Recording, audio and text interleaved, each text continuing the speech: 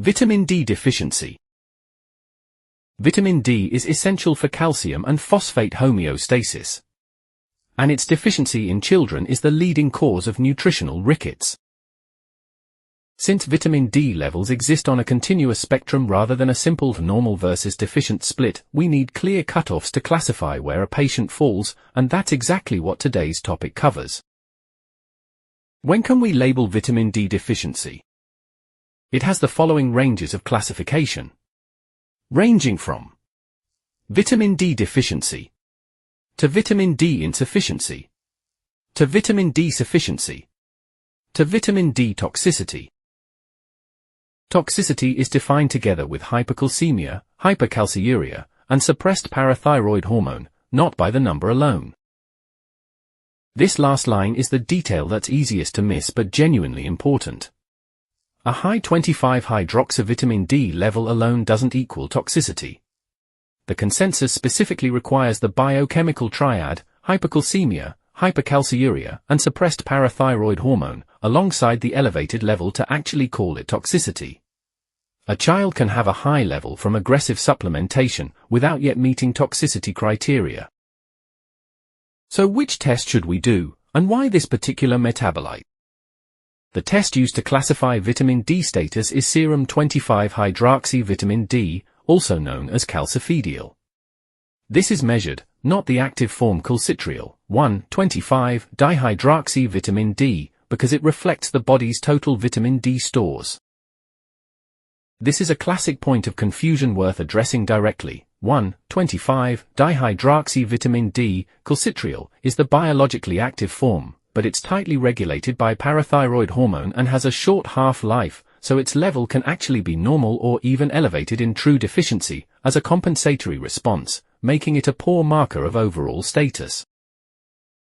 Calcifediol, in contrast, has a much longer half-life, for weeks, and directly reflects total body stores from both sun exposure and dietary supplemental intake, which is exactly why it's the test actually used clinically.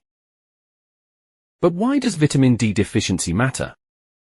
In infants and children, nutritional rickets have defective mineralization of the growing skeleton, leading to bone deformities, growth impairment, and in severe cases, seizures from hypocalcemia. Consequences can range from silent biochemical abnormality to severe, even life-threatening disease in infants.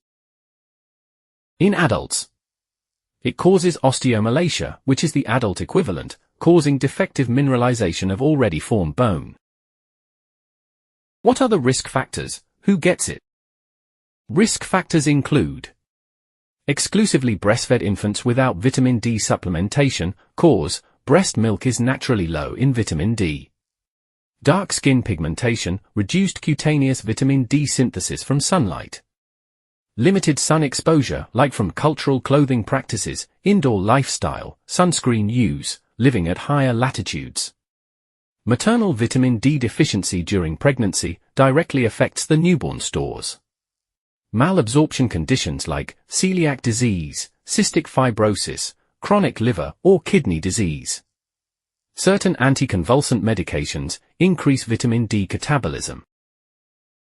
It is important to note that maternal deficiency deserves particular emphasis in your practice, since a newborn's vitamin D stores at birth are directly dependent on maternal status during pregnancy. This is exactly why maternal supplementation during pregnancy and lactation is now a core part of the consensus's prevention strategy, not just infant supplementation alone. So what investigations can be done? Serum 25-hydroxyvitamin D is the primary test for classification, as covered. Serum calcium, phosphate, alkaline phosphatase.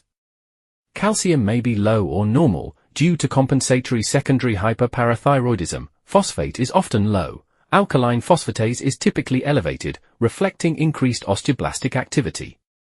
Serum parathyroid hormone is typically elevated due to secondary hyperparathyroidism, the body's compensatory response to low calcium. X-rays of wrist and knee, our classic findings include cupping, fraying, and widening of the metaphyses. The biochemical pattern here: low or normal calcium, low phosphate, high alkaline phosphatase, high parathyroid hormone, is a genuinely testable pattern recognition set. Recognizing the whole pattern together is what actually confirms the diagnosis biochemically, ahead of or alongside imaging.